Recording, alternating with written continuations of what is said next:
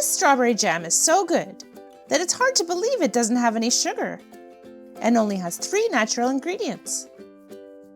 We're using 2 pounds of strawberries. Start by adding water to wash and soak the strawberries. We're using ripe strawberries because they taste the best. If you're not using organic strawberries, you can soak them in water with a teaspoon of baking soda. Strawberries have a lot of pesticides, and this helps remove some. Wash the berries well, then leave them to soak for 15 minutes.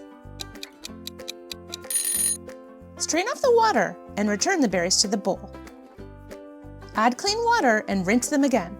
You can do this a couple of times if you want. While you prepare the other ingredients, let the water drip off the berries like this. We sterilize the jars to remove any bacteria, yeast, or fungi.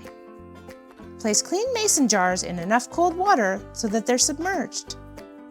Add the jar lids. Bring to a boil and let boil for 10 minutes. While the water is boiling, you can slice your strawberries. Hold the strawberries, then slice them. It really doesn't matter how finely you slice them because you're going to be cooking them. Now juice 2 tablespoons of lemon juice. You can also use lime juice. Be sure to strain out the seeds. After 10 minutes of boiling, remove the pot from the heat and set it aside. Place the strawberries on low heat and add the lemon juice.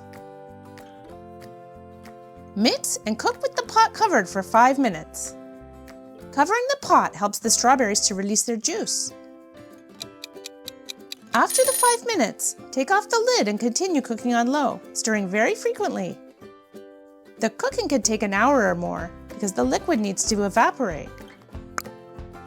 Keep stirring frequently. As the strawberries cook, make a date paste. Add 25 to 35 dates to a bowl. Then add boiling water to cover. Soak the dates for 20 minutes. Put a small plate in the freezer. We may sound crazy, but it's important. I'll explain later. After the strawberries have cooked for 20 minutes, the liquid will have reduced enough for you to mash the strawberries. This is optional. It depends what texture you want your jam to be. Keep cooking away and stirring away. It will be worth the effort. After the dates have soaked for 20 minutes, remove the pits. Just break each one apart and take out the pit with your fingers. Don't forget any, as you'll be blending these dates. Place the dates into a jar. Then pour half the liquid into the jar. You can use a regular blender, but we're using a hand blender. Blend until smooth.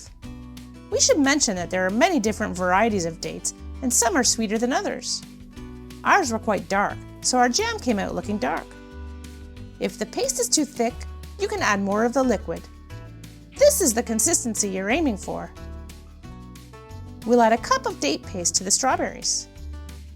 This amount is enough to sweeten the jam. Add the paste and mix well. At this point, you have to be extremely vigilant and keep stirring very frequently. Use a wooden or silicone spatula so you can keep rubbing on the bottom to avoid burning. After 60 minutes, it's time to check if it's ready. Here's one test.